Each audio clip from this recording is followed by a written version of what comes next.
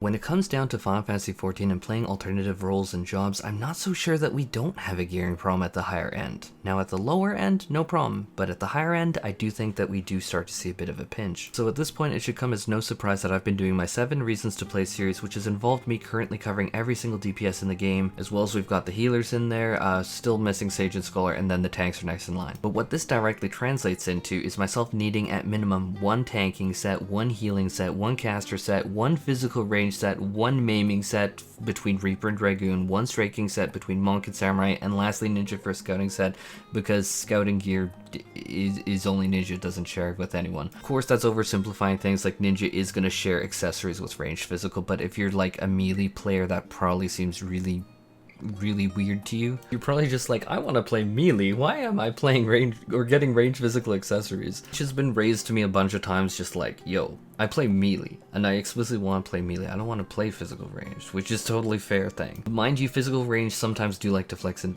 Okay, we're getting off topic. We're gonna reel it back. Trimming the vat here, that's gonna be 6 different sets of gear involving 6 pieces on the left and 6 on the right for a total of 12 pieces minimum per set, and that's not even covering each of the 19 jobs. Obviously has its own unique weapon, and that is absolutely not factoring in different substats in, which is super important, especially for some jobs like Black Mage and Summoner. For me, I go full all-in ham on spell speed, where for Red Mage though, spell speed is actually a very bad stat in general for them, which I'd want to say is irrelevant, but jobs like Summoner have pretty important spell speed cutoffs to ensure that you can realign Summon Bahamut and Summon Phoenix in raid buff windows, just to name one example. So it's not totally irrelevant. It's not, oh, you're just weird about some micro optimization. No, it's actually real important to realign yourself. So gearing multiple jobs, yeah, that's kind of what I'm trying to talk about in today's video, I guess, is my point. And so, yeah, what's up guys, it's your boy Cole, and for today's topic, I don't have the answers, I don't, but I do want to talk about it, and I've wanted to discuss it for a little while now because it does impact me directly, and it's kind of becoming painful, especially considering that we're having a gear reset really soon. This is going to tie back into the main point, but for anyone wondering if I'm done my 7 Reasons to Play series, I'm not. I still have like 5 more to go. I actually have decided to kind of push back my next 7 Reasons to Play video tomorrow, because honestly I want to take my tanks through P3S and be very comfortable with tanking this tier in general before I comment on tanking at all. P1 and P2 I got down, that's easy, said and done by the time I've got this recording out, as well as the next extreme, all the extreme trials, like everything is done in terms of that. But P3 in particular is, that is my personal bar that I need to pass for my quality control. That's what I need to do for myself, even though most people would probably not even care. But while that might seem irrelevant to this video, that cycles directly back into the point of this video. I need gear to do the content and play really well is what I'm talking about. That is a no pass bar, hard stop red light. But even beyond just the requirements to enter, gear is a huge factor in performance. Like, Unreal Trials are amazing for this because they sync everyone down to the same level, and gear is really just not a factor here, meaning it's going to be an even playing field, which as shown, I can really work it out and do great if we're on an even playing field. And sure, maybe it's not amazing, but that's Black Mage in a horrendous fight with 2 clears, and I'm proud of my friends that like helped me with their advocacies and were proud of me too. Seriously, that fight on Black Mage though put me through the ringer. But undeniably, in things like Savage content, gear makes a huge difference. So now gear is mandatory as well as important, but the patch cycle is something that we always go through in 14, and it goes through introducing new sets, which is a bit despairing to me. Like right now, we're super deep into patch 6.0's raid and tombstone gear, like super deep. It's been for a long time, and we've had access to so many weekly lockouts and tombstone caps to 450. I've had page runs where honestly I'll be like level with everyone. My RNG is absolutely dog, and I've been resorting to buying gear with pages for a while now, even for my mains, which were healers. But really, at this point of the patch cycle, I am in the best state I could really be gearing wise across all of the things that I play, which is why I've been unveiling the 7 Reasons to Play series at the end of this raid cycle. So in terms of gearing, even just a main job this early on in an expansion, options are really few and far between, and it takes well over a month to even get a main geared, unless you are super great with RNG and your static somehow just blows the tier out of the water in the first first week. Much as I'd love to be in that kind of group, most I can do a week in terms of rating is about 20 hours at like the absolute maximum ceiling. I know that from experience. Basically though, if I'm being super honest, really past 16, and I get a bit antsy, and that's not what week 1 or many week 2 groups are asking for currently. We've been just spending a lot of time talking about raid gear. That's not even mentioning tomestones that you can get 450 a week. That's the cap. Even this deep into the patch cycle, we're still capped at 450 even now. Considering legs or body piece takes at least 2 weeks to get just one of those pieces, yeah, it honestly does take a hell of a lot of time to actually fully tomestone gear even one character out. My point being here is gearing out even a main in a month, even with a consistent raiding schedule and group, is really unrealistically fast. That's not even mentioning you need 8 books for a weapon, which at 8 weeks of the 4th boss being cleared, it will take a lot of people a very long time to get those books, at least 2 months obviously from the 8 books. And I, with my almighty horrible RNG, absolutely 100% rely on books. I'm gonna tell you that right now. Even my summoner still to this day doesn't have a best in slot book. I need like 4 pages until I get that. Only my white mage and sage has the best in slot weapon right now. Now if that's not a crying shame, I don't know what it is, because I love the summoner and I've done really well on the summoner, but it's like, guys, I still don't have a best in slot book, else it'd be like even better. But let me take a second here, just because every time I talk about them I just fangirl a bit, is I've wanted these Obi-Wan lightsabers worse than you could imagine. Yes, I know the color's wrong, but these are like legit my favorite weapons in the entire game. Seriously, these are the most badass, epic, cool things that I've seen in a good long time in any game. I absolutely adore these new lists. But I digress. Don't get me started on Sage, because I have to fangirl. 7 uses to play Sage. Good lord, no one is ready for that video. Point though, concluding this all, is that it takes a lot of time even for one character, one job, a lot of time, and that all of that progress basically gets reset every new cycle, which kind of honestly sucks in my position.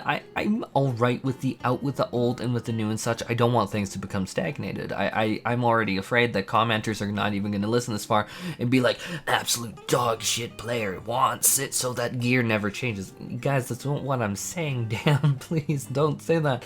People are still going to say that in the comments, but why I'm raising this video is a part of me can't help but feel like, oh great, my summoner and black mage are still not even best in slot, but best in slot minus weapon, because ha ha ha, the game decided that I can eat a fat Orito chip. Now obviously there are some systems to catch up, which is always fantastic. Like, we can buy crafted gear, but the problem is that caps out significantly massively below best in slot, especially for the first patch of the tier. Currently this is at, or was at, item level 580 until patch 6.1 allowed you to upgrade it to 590, which is a total disclosure what I have been gearing my tanks out with, because I have completely run out of tomestones and raid drops a long while ago, and yes, I capped my tomestones this week. Or rather, because we literally just had a reset last week. You can also get one single drop of 590 piece from Agalia a week, which, as you can expect, was 6 different gear set types, because Ninja explicitly told me to eat a fat Dorito, and all of the different weapons for the 19 jobs. That's like pouring a tiny teacup of water into a roaring fire. Let's say that we're absolutely drowning in gil and can do crazy awesome things, like in the first month we get all item level 580 gear equivalent in patch 6.2, whatever item level that is. We don't know 100% yet. They might stay consistent, they might not, who knows.